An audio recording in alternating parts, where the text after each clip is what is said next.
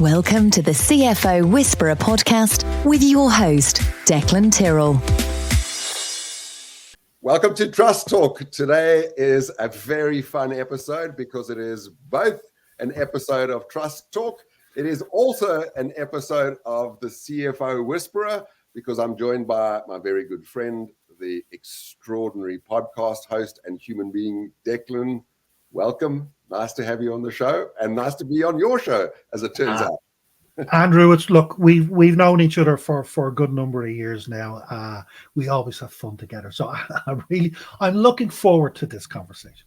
So am I. And especially because as I think about the fact that salespeople are the least trustworthy profession, the question also comes up, by whom are they untrusted? And I think if there is anyone who is professionally charged with not trusting salespeople and their promises, it must be the economic buyer, the CFO.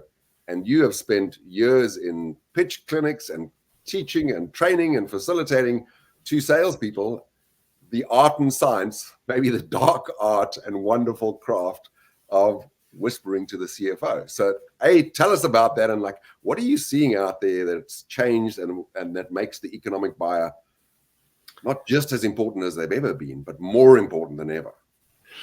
Yeah, there's three key things that keep coming up, and I call it speed, complexity, and strategy. So if I say speed, deals are taking longer, and I'll come back and I'll give you a perspective on that in a second, and I'll be interested in yours. Two, deals are becoming more complex. So we're actually seeing more different personas. We're seeing more senior personas getting involved in that buying process. And lastly, I'm saying strategy. It's no longer good enough to transact with your customer to demonstrate the value from the transaction that you do. You have got to be part of the future of the company. You've got to demonstrate some future proofing, or you've got to demonstrate that your solution is fit for purpose for tomorrow when you don't know what tomorrow looks like. But if I just touch on the speed one for a second, because I think that will give us a couple of avenues to go down. There used to be one buying process. So the buying process used to be find the person with the problem that you're solving. Convince them you have the right solution. They control the budget, you transacted, and you were in business in the way you went. We now have two processes running parallel. One, find the person with the problem. Then two, you've got to empower them to influence their internal stakeholders to allow this to happen. And that's where the real buying and selling is happening. And that's where we're seeing more prominence being given to the likes of the economic buyer.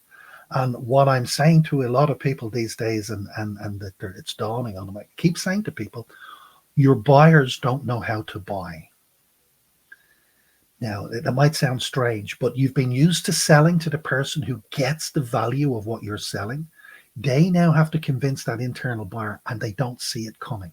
So some of them don't realize procurement is now involved in everything, or they don't realize they have to demonstrate that economic value in order for that CFO or procurement to say, yes, this can go ahead.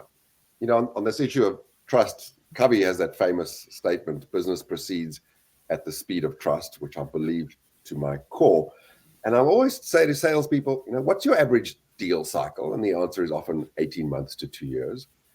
And the question I ask them is, do you really think that your buyer plans to spend that long from the first time they contact you, which is later and later in the sales process because they've got all this information, until execution? And mostly as a buyer, I'm trying to solve a problem in a 3 to 6 month time frame, maybe a year. So what's all that extra time spent on? And my answer is it's spent on climbing out of a trust hole you didn't know you stepped in as a salesperson, or this parallel economic buyer and other stakeholder problem of getting others to trust you. I mean, it's a trust game from top to bottom. So how do you counsel salespeople who now have to sell to the business owner, and they have to, in a sense, coach that person to sell to their internal stakeholders, maybe risk going around them? I mean, it is, to your second point, more complex than ever. What's the secret that you whisper in people's ears? Well, there's something which I repeat a lot, is trust is built through listening, Credibility is built through what you ask, not what you tell. And just that, trying to get salespeople to shut up is and listen. This is where the trust happens. It really is. And people look at me like I have two heads. And part of the challenge they have, particularly if you've got more senior executives involved in the buying process and you're not familiar perhaps with dealing with a CFO, people believe that they are not credible. Therefore, they turn up and vomit their credibility up on top of this. That's your quickest way to lose it. I keep telling people, we do not meet you unless we believe you're credible. So you will start with an assumed level of credibility. But the quickest way to lose it is to reach for it. You say, oh, I'm great, I'm cool, I'm brilliant. But we don't care how cool you think you are, and we don't care how cool you think your solution.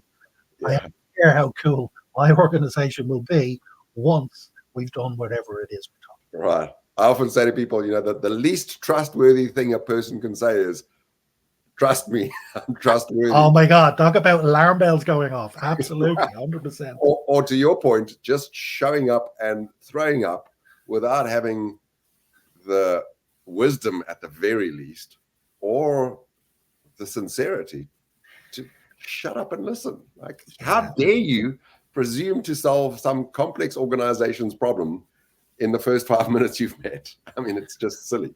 But I understand that's human tendency. So it's a habit problem as well. We've grown up in a culture where you're rewarded for passing tests and having knowledge. And now suddenly you're in an occupation where having all the answers sometimes isn't the best answer.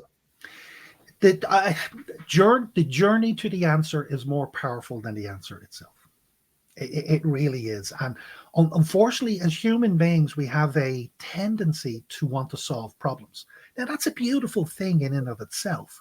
But if you're solving them without listening, as I say, and I love Steve Covey's, listen to understand, not listen to respond.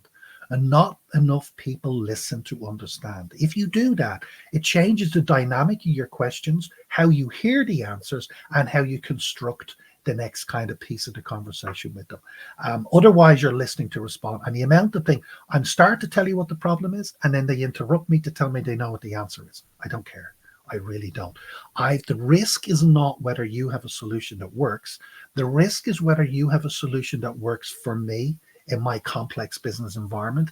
And you need to demonstrate that you understand that complex business environment before I'll start to trust that you can actually add value. Yeah. Now, Declan, if you're a 25-year-old new-ish salesperson and you're selling to a 55-year-old CFO of a Fortune 100 company, you know that there is a prejudicial assumption that you don't know what the hell you're talking about. And in all fairness, maybe they don't because they've never had that position. So how would you counsel someone like that when there's such a disparity in experience, in understanding, in skill level, in all the things, and yet that person is charged with, going to close this $1 billion or $1 billion deal? So there's a couple of things I like to talk about here. One is authenticity. Like I as a CFO, I don't talk to salespeople to try to understand what they know about CFO. I have CFO friends. I have my peer group. That's where I go to talk CFO stuff. If I'm talking to a salesperson, I'm talking to them because of what they know that I don't know. So now it's more about how does their world come into my world? And some of the best conversations I've ever had have been with the inexperienced salesperson who's not loaded with bias towards them believing they know what the answer is. And it's more, I've had people, and again, I say this all the time, ask for help. Help me understand how my world comes into your world. I remember having one brilliant discovery session, young salesperson, came to see me and I said, okay, you've got 30 minutes. They'd been trying to get to see me for about 3 months. And I kind of knew what they did, but it was a bit Rolls Royce. It was quite sophisticated. We more basic needs at the time. But eventually I agreed to meet them. I said, my office, Thursday, 10:30, you got 30 minutes. They turned up and I said, okay, shoot. And they went, shoot what? And I went, no, shoot, do your pitch. They said, no. I said, what do you mean no? They said, well, it's not how I operate. So, well, how do you operate? They said, well, with your permission, I'd like to ask a question. I said, well, ask. They said, you're a very busy person. I've been trying to get to see you for 3 months, but today you agreed to meet me. Why today? What a question. What a question. That had me pausing, had me thinking, and the discussion we then went down gave them more insight to what I was really looking for than anything else. So that authenticity I talk a lot about, that genuine curiosity, but it's got to be genuine. Sometimes people say to me, Declan, how do I become a trusted advisor? And I say, it's quite simple. Be trustworthy. And they look at it and I go, don't say, Declan, can you give me 3 questions that create the illusion that I am trustworthy? No. If you want to be trusted, be trustworthy. You can build trust very, very quickly by the integrity, the behavior, the authenticity with which you demonstrate. You lead with that. You be yourself, and it will be responded in. Yeah. Amen to that. Declan, we talk about the salesperson a lot, and we both had the privilege of co-facilitating, one of the most fun things I've done in my career. Yeah. But I also had the unique privilege of selling to you as the buyer, and you led the charge in the engagement that had us meet. And I got to say, it was a different experience than I've had with many other buyers. So here's maybe a curious question that's a little different from the problem you're usually handling. If you had a group of CFOs in the room, how would you coach them to be better buyers? Because you'll agree, just as there are bad salespeople, there are bad buyers, or at least unskilled or unsophisticated, or maybe they're overly cautious. What's your counsel to a buyer? Oh, look, and I still talk to CFOs, and I did a lot of buying up until the middle of last summer. For me, it's not about buying or selling; it's about business improvement. So you've got to be convinced. So I call this find the buyer. Are you looking to do this? Yes or no? If you're looking to do it, then you need to coach the salespeople on how to sell through my complex buying landscape, because it's not, and that's everything from pricing strategies. And look, I'll give you a quick example here. I was buying for an organization, and I had the VP come to me and say, Declan, I want to buy this. And I went, no, you don't. I'm looking at it. I'm going, oh, this is going to take a while. It was a big project. I said, you don't want to do this. She said, no, I do. I said, are you sure? She said, yes. I said, but this is going to take me more than a quarter to implement. And we tend to go from one disaster to a different disaster quarter to quarter. It's a big global organization. She said, no, I have the appetite for this. I said, okay. So I went to market and I said, okay, I want, can you give me a price for everything that you do that touches this? Every one of the vendors said, no. We have to do discovery. We have to come in and talk to you. We have to do workshops. And I went, no, I don't know if I have a project. I'm not going to hold you to this price. I'm certainly not going to pay this price, but I'm telling you now, you need to give me a price or I'm excluding you from the process. So I got quotes between 9 to 12 million. I got the 9 to 12 million. I said, thank you. I went back to the VP. I said, are you sitting down? She said, yes. I said, okay. I put my toe into the market. This is going to come in somewhere between 9 and 12 million. Do you still have the appetite? And she took a gulp. There was a pause, and then it was, okay, Declan, keep going. I said, okay. Now I knew I had a project. Then I went back to the vendors. I said, okay, now you can come and talk. Come and play. Do all the discovery you want. Let's do that. And we then worked out exactly what we needed. When I worked out exactly what we needed, it came down to about 3.5 million worth of whatever it was we needed to buy. And I went, okay. I went back to the VP. I haven't even started to negotiate yet. I went back to the VP and I said, okay, good news. We started negotiation. We've got it down to 3.5 million. She said, oh my God, Declan, that's fantastic. This is why you have such a great reputation as a negotiator. I haven't even started yet. I said, no, okay. She said, okay, keep going. I went, no problem. Went back and I agreed with the vendor. I said, look, 3.5 million. If you want me to put that forward, I will put that forward. But there's a good chance it will fail.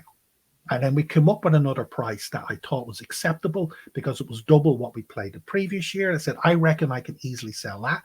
3.5 million is more of a difficult sell. What do you want to do? They went, okay, let's go. That was 2 million. They said, okay, let's go to 2 million. I said, okay. Went back to the VP. I said, okay, here's where we're at. I currently have them in a spin and its price is temporarily dropped to 2 million. If you want to do this, now is the time to do it. Because when they come to their senses, this is going back closer to 3.5 million. What do you want to do? It's your call. She said, sign it. I've never seen a VP sign a PO for 2 million as quickly in all my life for someone who doesn't like to spend money.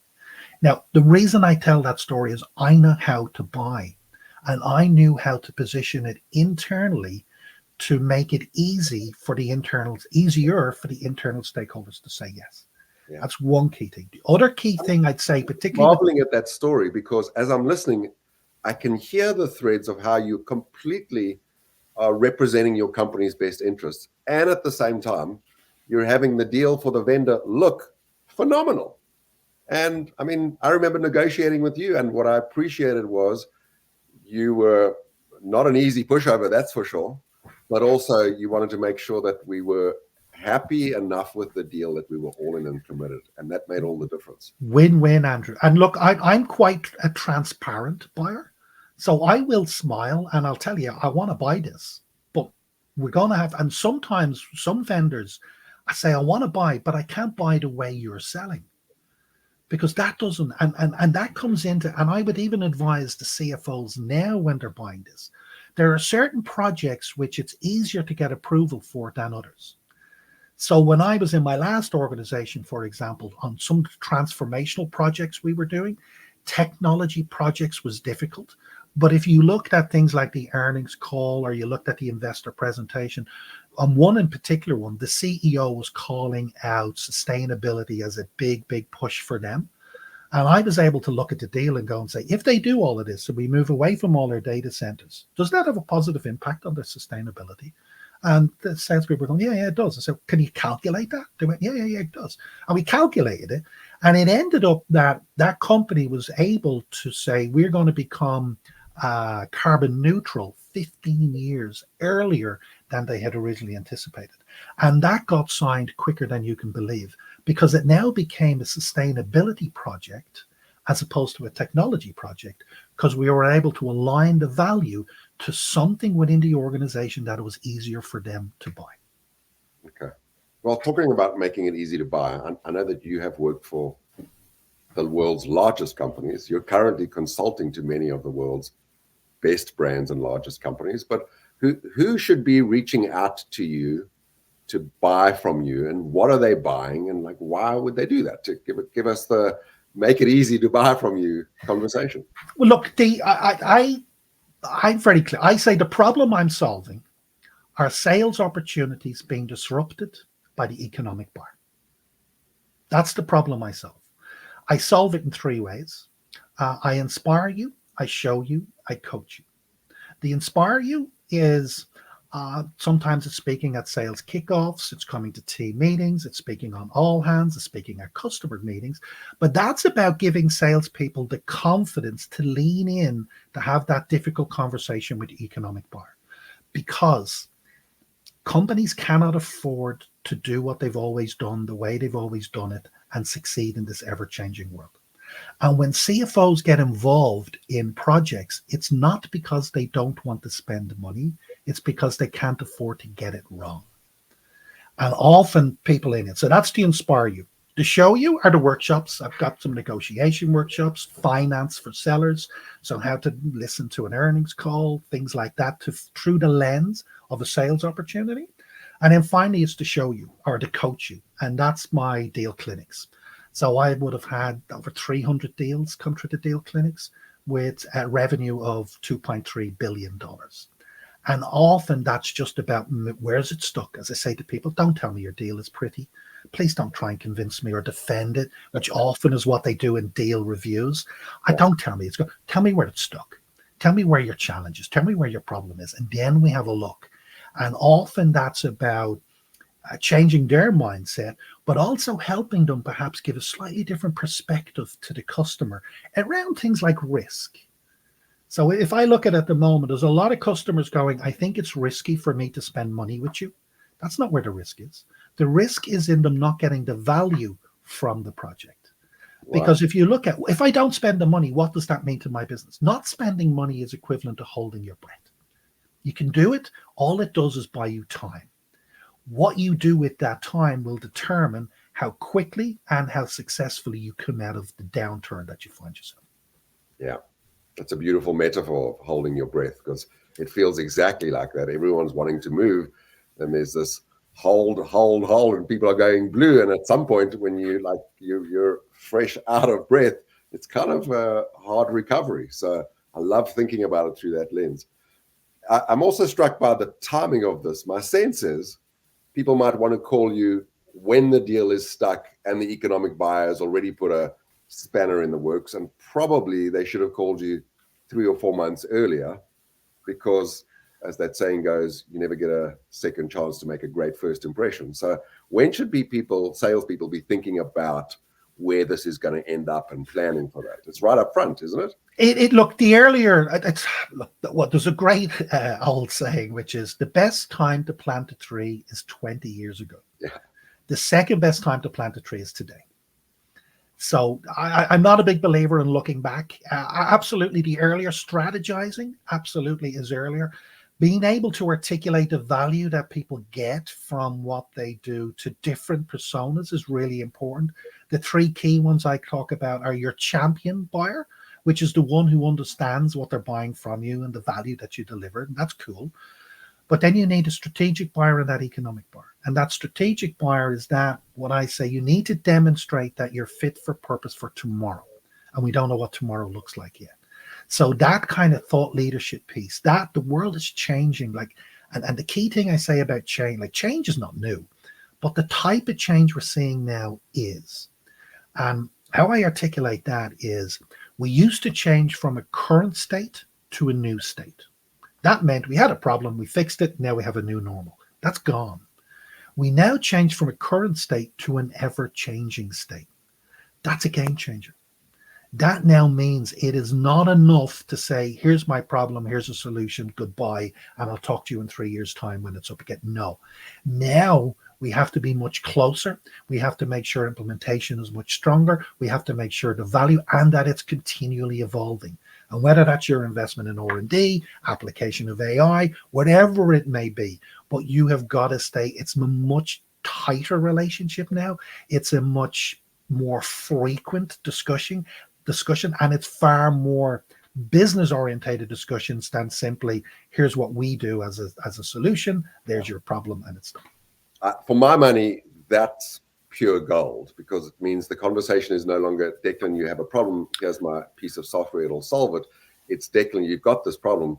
Next year, you're likely to have this one. The year after that one, this is our roadmap for development, what we can currently do. I know you're not in the market for it, but what you're buying is a partnership for this ever-changing future and a point of view on how it might change, rather than buy a point solution now and 6 months from now we'll talk about what else we got. It's a very different partnership. And it's the difference between what I call leading with a solution and leading to a solution. And I know you've heard me talk about this before, but that when you lead with a solution and you're selling a hammer, every problem looks like a nail.